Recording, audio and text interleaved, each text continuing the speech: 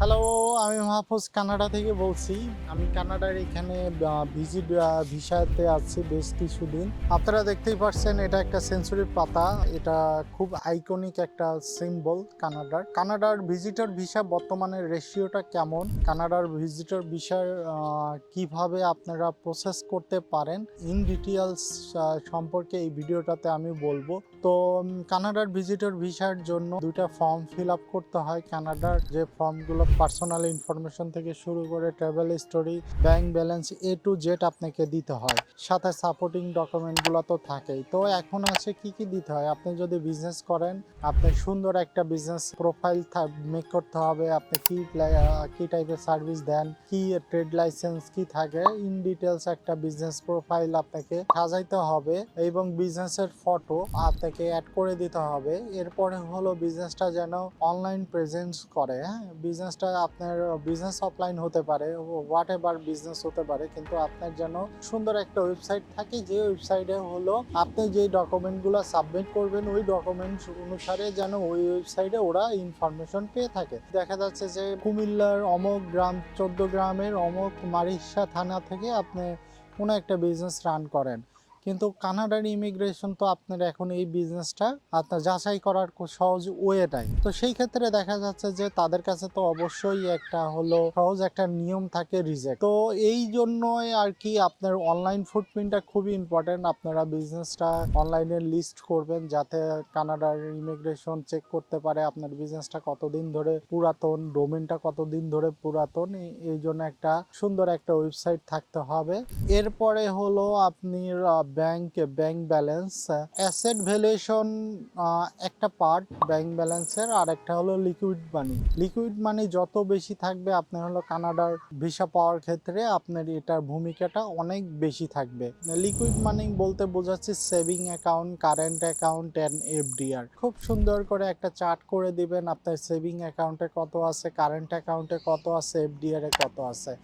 এখন saving account, current account কিভাবে maintenance করবেন? কারেন্ট অ্যাকাউন্ট আপনি পুরাধারা লেনদেন করতে পারেন, আপনি সাডেন কোনো ট্রানজ্যাকশন করে কারেন্ট অ্যাকাউন্টে টাকা ঢুকাইতে পারেন, কিন্তু সেভিং অ্যাকাউন্টটা খুব সুন্দর করে মেনটেনেন্স করবেন। যেমন প্রত্যেক মাসে আপনি একটা 2 লাখ, 4 লাখ, 5 লাখ টাকার একটা ব্যবসা থেকে বেনিফিট বা প্রফিট আপনার ব্যাংকে ঢুকতেছে সেভিংসে, সেটার একটা রেকর্ড আপনার যেন থাকে। হ্যাঁ, সেভিংস অ্যাকাউন্টে, এবং সেই সেভিং অ্যাকাউন্ট থেকে আপনি যে প্রত্যেক মাসে এক্সপেন্স করেন আপনার ফ্যামিলির জন্য, আপনার নিজের জন্য, সেটার জন্য রেকর্ড সেভিংস অ্যাকাউন্টে থাকে। এখন কত টাকা হলে সেভিংস অ্যাকাউন্টের জন্য বেটার? আমি মোটামুটি অনেক টাকা দেখাইছি, অনেক টাকা মানে অনেক টাকা দেখাইছি।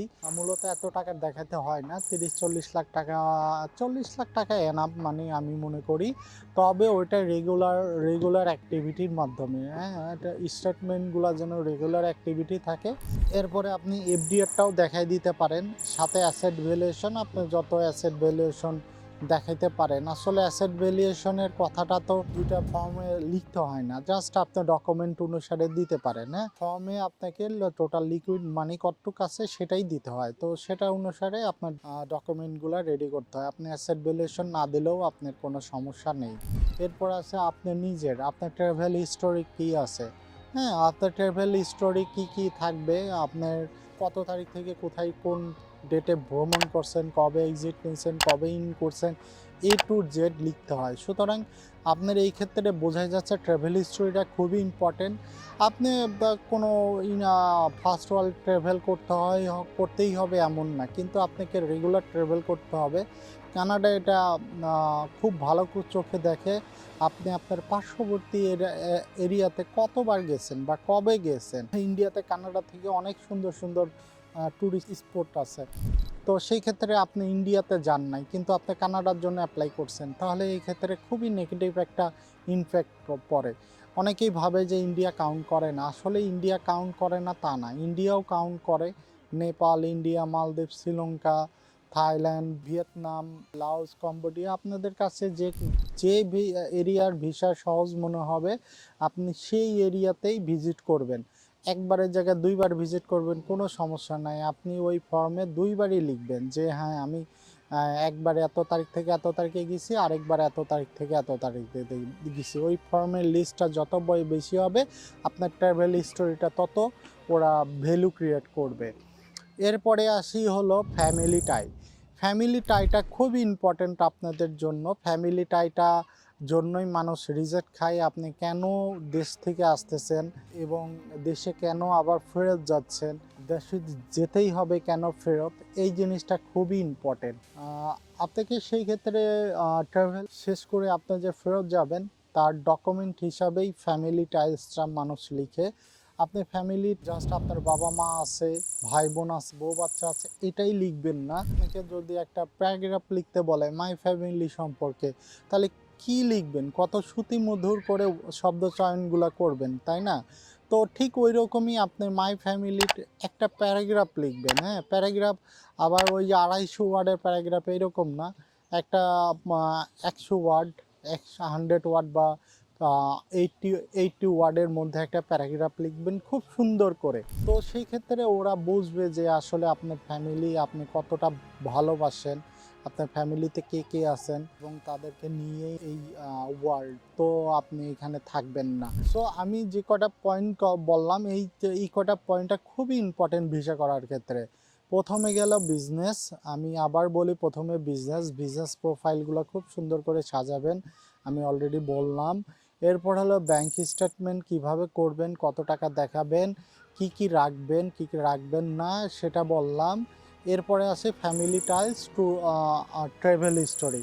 এই চারটাই হলো কানাডার মেইন পার্ট, যেটা আপনাকে ভিসা করতে গেলে আপনার খুব গুরুত্ব দিয়ে এরা দেখে।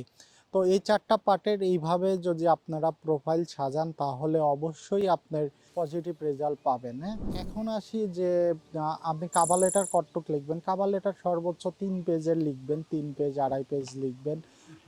কোথায় যাচ্ছেন, কি করতেছেন, কত টাকা আছে ব্যাংকে, কবে ফিরবেন। তারপরে হলে লাস্টে ফ্যামিলি টাইলস সম্পর্কে ওই যে মাই ফ্যামিলি প্যারাগ্রাফ যেটাকে বললাম, ওই প্যারাগ্রাফটা লিখবেন, এরপরে কনক্লুশন দিয়ে দিবেন। তো 3 পেজ মতো হবে। মাঝখানে হলো আপনি কত টাকা ইনকাম করেন, লিকুইড মানি কত টাকা আছে। লিকুইড মানি এভাবে একটা টেবিল দিবেন। লিকুইড মানি বলতে বোঝাচ্ছি কারেন্ট অ্যাকাউন্টে কত আছে, সেভিংস অ্যাকাউন্টে কত আছে, এফডিআর অ্যাকাউন্টে কত আছে, এই সমস্ত সব কিছু মিলেই হলো লিকুইড মানি। তো এটা ইন টোটাল হলো কানাডার ট্যুরিস্ট ভিসার প্রিপারেশন। আপনারা অ্যাপ্লিকেশন করবেন। আপনারা যদি মনে করেন যে আমি আপনাদেরকে অ্যাপ্লিকেশন ফিল আপটা সরাসরি দেখাই, তাহলে এই ভিডিওর নিচে কমেন্ট করবেন। আপনার যে কোনো বিষয় কানাডা সম্পর্কে জানতে হলে অবশ্যই ভিডিওর নিচে কমেন্ট করবেন।